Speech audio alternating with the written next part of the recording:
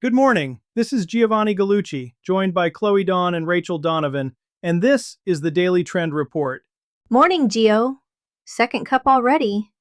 The Adobe's still cool this early, so I take advantage of it. Morning, both. I walked past Astor before the sun was up and the line was already out the door. Marfa's version of rush hour. Here's today. The platforms are drawing a line around human writing. A cheese company just bought a 43-year-old independent, and we've got the content tactics that actually worked this week. This one's all over the reports, Gio. Kendall and Travis both put it up top. In about 48 hours, LinkedIn shipped a "seems like AI slop" report button, and Snapchat said fully AI-generated video no longer gets into Spotlight recommendations. Two platforms drawing the same line in the same week. That's not a coincidence, that's a direction. And the line is AI-generated versus AI-assisted. Snapchat keeps AI-assisted edits eligible. Eddie had the number underneath it. Pangram says better than 40% of long-form LinkedIn reads as machine-written. 40%. So the feed filled up with the cheap stuff, and now the house is quietly turning the cheap stuff down. Jamie framed it best. The platforms just put a price on human work. Travis had a funny detail too. Actual shops and restaurants are starting to hang little signs. Made by humans. Written here by a person. Human as the new luxury. Because that's exactly what it is. When the feed is 9/10 synthetic, the real thing gets a premium for the first time in a decade. That's not nostalgia, that's scarcity pricing. So where's the actual line, though? Assisted versus generated. A small brand hears that and freezes. It's simpler than it sounds. Generated is you typing a prompt and posting whatever falls out. Assisted is a real thing you shot or wrote, cleaned up by the tool. Snapchat's fine with the second one. So, shoot the real moment first, then let the machine polish it. Never the other way around. Here's where I get twitchy though. That LinkedIn button is a reader-reported flag. Somebody annoyed with your post, or a competitor, can hit it on writing a person actually sat down and wrote. They can. And the wrong reaction is to get scared and write shorter, blander, safer. That's how you actually start sounding like a machine. The defense against reading as AI is a real opinion, and one specific detail only you'd know. Vague is what gets you flagged. So if human is suddenly the thing that ranks, where does that leave AI for the small operator? Everybody spent a year being told to lean on it. Here's the part nobody's saying out loud. This is the best possible news for using AI well. Put the machine on the grunt work nobody rewards. The 10 headline options, the alt text, the cutdowns, the rough first pass at a caption. Then take every human hour you just clawed back and spend it where the platform now pays. You on camera, you in the replies, you in the thread as a real person. Keep AI in the kitchen, not at the table. That's the whole thing. The brands that lose this week are the ones who had AI writing the post and a human doing the busy work. Flip it. Human at the table, machine in the back. Okay, 3 things you can actually do today. 1. Point your AI at the throwaway layer, the subject lines, the alt text, the cutdowns, and keep it away from your actual voice. 2. Take the hour that frees up and spend it on camera or in your own comment section, because that's the surface Snapchat and LinkedIn are now rewarding. 3. Slop-proof every post with one checkable detail only you'd know. Specificity is what reads as human, not short sentences.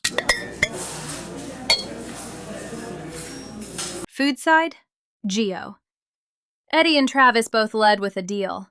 Sargento, the cheese company, is buying La Terra Fina. 43 years old, started by a Bay Area caterer back in '83. One hero product, that spinach artichoke parmesan dip. Roughly 250 people. And Sargento's not buying dip. Sargento's buying a door. It's their first move into the deli case. In a flat category, the big companies don't build the new aisle, they buy the independent who already lives in it. Same week, Hormel and Cracker Barrel both named new CEOs. Feels like the whole board's getting rearranged at once. It is. And La Terra Fina is exactly the brand a lot of our listeners are trying to become. Founder built, 4 decades on the shelf, a real relationship with the shopper. That relationship is the thing that just got bought. And you can't put that in a purchase agreement. No. So if you're building to keep, make your defensible asset the stuff that doesn't transfer in a deal. Named suppliers, a direct line to the customer, a founder voice people actually follow. A buyer can't wire that over, and it's the same part that carries your feed. There's a number under all of this too, right? There is. Shoppers bought better than 2% fewer pounds of meat in June. Dollars still went up because prices did. Volume down, dollars up. When people buy fewer units, the units they keep are the ones they've a reason to keep. You want to be the item they defend, not the one they trade down from. So if you're the independent still standing, watching your neighbor get absorbed, what do you actually do about it? On the feed, I mean. You move at a speed a public company can't. The day that deal hits the news, the acquired brands community is standing there feeling a little orphaned. That's your window. Same day, you post. Still founder-owned, still the same hands. Here's who answers the DMs. No legal review, no brand deck, no 3-week approval cycle. Just you, in the news cycle, while they're still drafting a press release. Newsjack your own category. Newsjack the consolidation. And here's the bright side Travis found. Whole Foods just picked an independent tinned fish brand for its first ever merch collaboration. A tiny brand got a cultural moment. A strategic can't manufacture. That's the other half of it. Speed on defense, culture on offense. The giant can buy the shelf. It can't buy the fact that people actually root for you. And it can't post in an afternoon. Their slowness is the business model. Your speed is the whole edge. 3 moves before we move on. 1. Keep a same-day post ready to go, so when a strategic buys someone in your category, you plant your flag inside the hour, not next week. 2. Say the plain thing out loud. Still independent, still the same people. Let the acquired brand's unsettled fans find you. 3. Chase the cultural moment a big company can't fake. One real collab, one honest shout-out, one fan repost outruns any acquisition announcement. Now the part I actually get up for.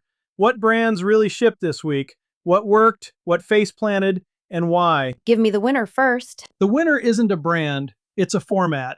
An account called CIO0061 put up one unbroken take, a truck driver POV lip sync.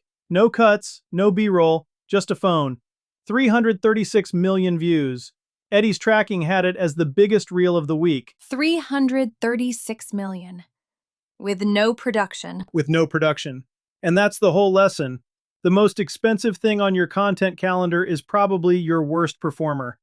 There was a second one, an account called Trace.Young, dancing full out in Times Square over his own audio, saying, "Why would I hide the joy God gave me?" Over 1 million likes. Sincerity, one take, straight at the camera. So what flopped? Everything that was faked or overmanaged. An olive oil brand, Costarina, briefed its creators so tightly the founder admitted the posts failed because, her words, the influencer did exactly what we asked. Audiences could smell it wasn't the creator's own voice. So the fix is constrain the claim, loosen the creative. Constrain the claim, loosen the creative. That's the sentence. And the skit farms, those covert-looking TikToks that are secretly ads, the comment sections are turning on them in real time. Guys, you know it's a skit, right? Enormous reach, credibility torched. There was that logo account example too. Summary AI.